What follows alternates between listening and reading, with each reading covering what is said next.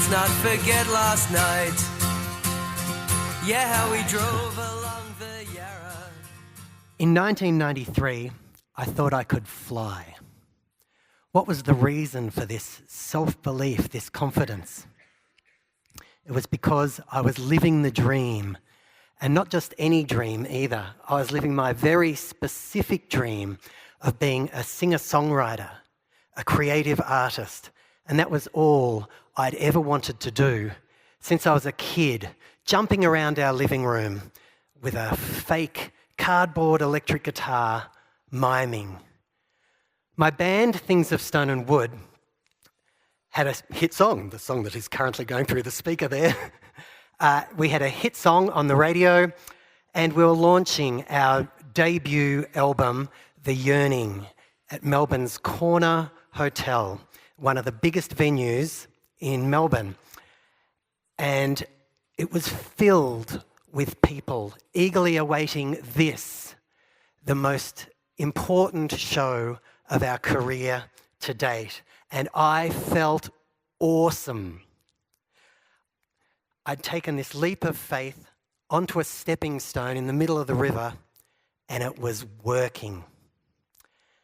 As I went to walk on stage, I had an idea I now recognise as having questionable worth, of going, wouldn't it be really, really cool if I jumped into the sky like a total rock star and landed on the first beat of the show? As I walked on stage, I still thought this was a great idea. In fact, as I flew into the air, I felt so great, I felt that I could have flown out into the stratosphere. I reached the zenith of my leap and began to come back down, and the lights exploded into life, and I was about to hit the stage and smash out the show. Only when I hit the stage, I didn't stop at the stage. I fell straight through the stage. And I was left with this stage up to my armpits. And I was looking out at the audience, and they were looking at me shocked and confused. And I was looking at them shocked and confused, and they were right here. The band, who was hoping to launch into a fiery folk rock song, had to play a little bit of cocktail jazz in the background, while the roadies came and pulled me and my tragically out-of-tune guitar from the wreckage. So a lot of the band's good fortune at this point could have been put down to our hit single, Happy Birthday, Helen. I just have to say, on a side note, Helen has just proven herself to be a very worthy subject of hypnosis, I just have to say. But anyway, we'd released this song in 1992 and watched it become a radio hit, and then a genuine, bona fide chart top 10 hit. And it was life-changing for the band and for me as the band's songwriter. I'd written the song for my wife's 22nd birthday. We'd just come back from a trip to India, which was very confronting and reflective, and we're struggling to readjust to life in the comfortable Melbourne suburbs. I wrote a lyric filled with memories of our first 3 years together, and I put them to an upbeat folk rock song. It was written entirely for an audience of one. And I'm happy to say that Helen enjoyed her birthday present. So that was that, I thought. But a couple of months later, I played the song to Mike Yellen, the bass player in Things of Stone and Wood, and he went, that's a good song. We should do that song in the band. And I thank him, not for the first time over the last 29 years, because it seemed that observation was right. But I've always been surprised by the reaction to the song, why it hit such a nerve, because it's so insular. It was and is a two-person memory catalogue. I know what the lyrics mean. Helen knows what the lyrics mean, but nobody else does. But I think it hit a nerve for two reasons. I think people heard the truth of the love in the song, the authenticity of the love. It has aesthetic purity of heart. It was not written to please any specific demographic. It wasn't written to please any radio programmer. It certainly wasn't written to cynically sell records. And I think the second reason that people responded so well to this song was that they translated it into their own experience. I mean, they didn't know what it was like to drive along Melbourne's muddy river, the Yarra. They didn't know what it was like to kiss on that bridge that fell down. I mean, what bridge are you talking about, mate? But I think they translated those lyrics into their own lives. I believe the audience and the song had a conversation. They shared, arguably, they collaborated in the composition of meaning.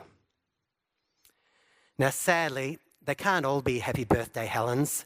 The band enjoyed further successes. We toured around the UK, Europe, Canada, and every gig and festival, big and small, in Australia, but we never enjoyed the same level of success again. And I'm sure I'm not the only musician who has to reconcile themselves to the fact that at 26, my career in that area had peaked. After the band stopped touring, I continued on in my creative life as a singer-songwriter, a musician, a record producer. Small steps to small stones, sometimes forward, sometimes backwards. But I was happy, even if I was less likely to be asked for an autograph. But by the time I was 40, something changed. I'd just written an album called Lost Marie, and it was entirely filled with story songs, fiction. I'd removed myself entirely from the album, and that was telling me something. That was telling me that I was sick of myself. I was at the end of the road. Not all roads, but that specific road. I just didn't want to do it anymore. I didn't want to be away from my family every weekend. I didn't want the financial insecurity of it all. I still had lots of nice gigs, but when I had a bad one, I didn't feel like a folk rock warrior fighting the good fight. The bad gigs would hurt me deeply now. So I stopped touring and I thought, gee, what do I do now? What do I know how to do? What did I know how to do before music so took over my life? And then I remembered, well, I know how to be a university student. I'd taken about 6 years to complete a 4-year English literature degree. I felt I'd had plenty of practice. Felt I was pretty good at it, so I thought, I'll go back to university. And so I enrolled in a Masters of Arts Administration with the express purpose of leaving the creative life behind. I wanted a life more regular, but it was only a matter of time before all arrows began pointing back to that very life I was trying to leave behind. After I left university with my degree in hand, I started teaching music business, songwriting, record production, popular culture, and I had a full-time job in the academy, something I never expected I'd have. And then I took a very significant leap onto a very important stepping stone, one from which I hoped I would understand creativity beyond the mere practice of it. As part of the process, I was working on a new album with my band, the Swamp Dandies, and I hoped to research the hypothesis that I was totally amazing. I was hoping to be able to prove in a bulletproof way that I was a stunning example of the G word, that word that gets bandied around so much in creative circles, a genius. For all my life, I'd believed these very romantic ideas that artistry was somehow some special gift bestowed upon the special few at birth. So I didn't want to look too closely at my creativity, lest it would disappear like some sort of character from a fairy tale. Now, I'm sure you've all noticed at this point, it just took me a while to get there, that such thinking is utter nonsense. It has no place in serious postgraduate, critically self-reflective study. It just took me a long time to get there. But I noticed when I started studying that all the writers and academics were drilling down on these ideas, these romantic ideas of creativity, and they were finding them unsatisfactory. And I didn't like what I was finding. I didn't like anything that made me seem less brilliant to myself. But the more I looked at it, the more I found things like the systems model of creativity, a model where there's a relationship between the writer or the person and the field as represented by expert gatekeepers and by the broader domain. And in this systems model of creativity, the person invents something novel that is discovered, nurtured and developed by an expert gatekeeper and then launched out into the broader domain. Well, I did not like that at all. There is nothing romantic about a system and novelty, inventing something novel. In this context, novelty was like a swear word to me. I was a serious artist. I wrote serious songs. But I couldn't help but notice, as much as I mightn't have liked it, that the systems model could be applied to me. Say, for example, the song we talked about, Happy Birthday, Helen.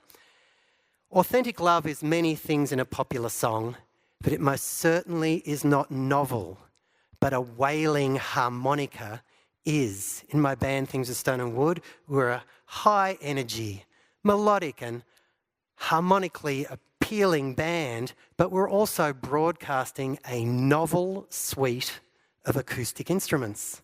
That novelty was embraced by the expert gatekeeper, our producer and manager James Black, already an established musician in Australia, and in turn we were signed by that mega gatekeeper, Sony Records, and we were released out into the broader domain with vast commercial support, where we were welcomed with open arms.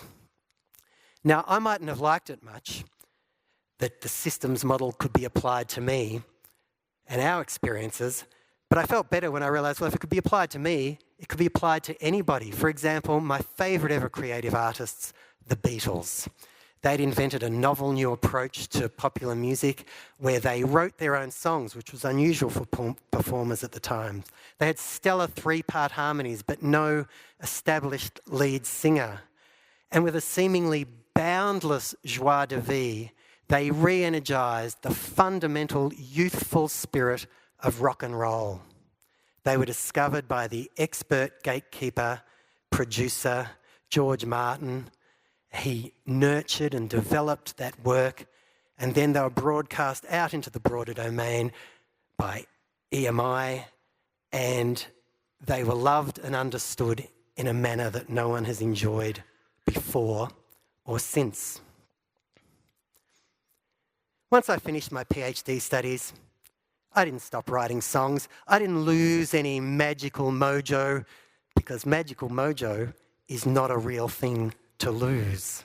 I still loved popular songs. I loved as much as I ever had, or maybe even more. I loved the simple blend of lyric and melody and harmony and rhythm that can be so moving. But put simply, my love for pop music had grown up. It's attributed to Thomas Edison that genius is 1% inspiration, 99% perspiration. I'm much more likely to appreciate the 99% of hard work or perspiration now that I'm no longer enamoured with the vainglorious delusions of the moment of inspiration. But I can see how this must look to you. It must look like I've given up in some way, that I've settled for some diminished notion of creativity. But that's not true at all. I've discovered something that I find to be even more beautiful and more egalitarian than any of the romantic nonsense I had come to the project with.